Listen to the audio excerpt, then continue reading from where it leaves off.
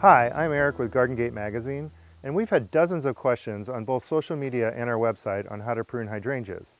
Today, I'm going to prune my panicle hydrangeas, and I thought I'd share a few tips. Here's what I like to do. At minimum, you need to deadhead. Just take back any of the spent blooms just above a leaf node.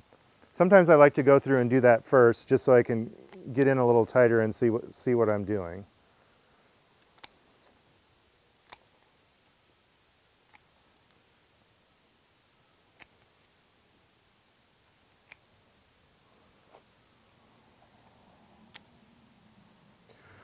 As a general rule, you want to take the shrub back by about 1/3 or less, but this one's a little bit overgrown, so I'm gonna take it back by at least 1/3, and you could probably even go 1/2. Okay, I've got something to show you here. Typically, you're gonna want to prune right above a leaf node, and it's easy to do this time of year because it's starting to leaf out. So you can cut right here, but also notice that these dormant buds down here, it's okay to cut it right above there.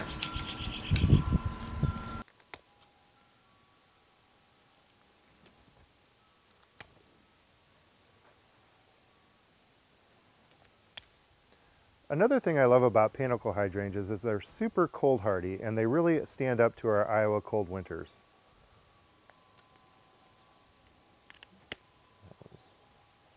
If you notice anything like this where it's broken off, just go ahead and prune all the way back. Another thing to note about panicle hydrangeas is that they bloom on new wood or new growth, so you really can't mess up when you're pruning, and you'll never cut off this year's flowers.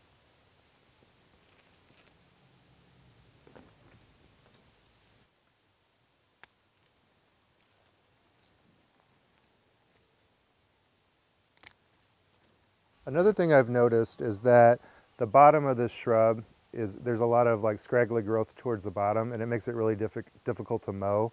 So I'm going to go ahead and clean up a bit around down there.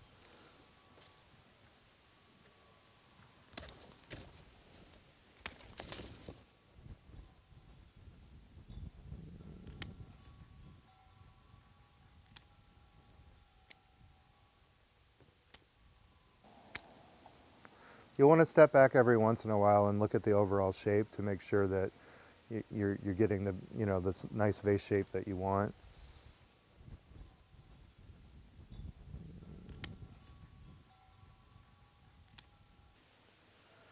Okay, I noticed a couple of like long, vigorous growth coming out of the base of the plant, and those are things that are commonly called like water sprouts or water shoots. There's nothing wrong with them, and they're not going to hurt the plant, but I don't like the look, so I'm going to go ahead and cut them back to the base.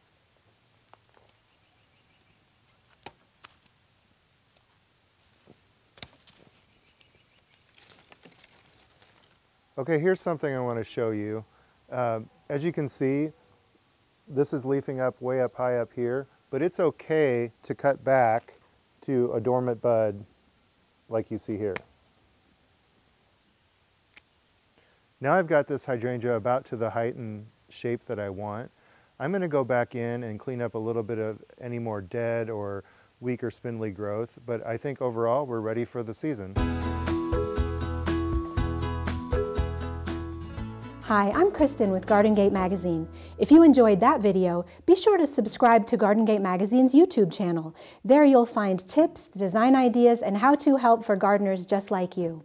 Click the bell so you can be notified every time we upload a new video.